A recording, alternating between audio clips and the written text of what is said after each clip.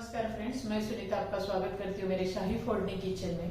आज मैं बना रही हूँ चकली। दिवाली आ रही है तो मैं आज शुरुआत कर रही हूँ चकली से। इसके पहले भी मैंने लास्ट दिवाली पे बहुत सारा रेसिपी डाला है दिवाली फराळ का, प्लीज आप देख लेना और वीडियो प्लीज पूरा देखिए।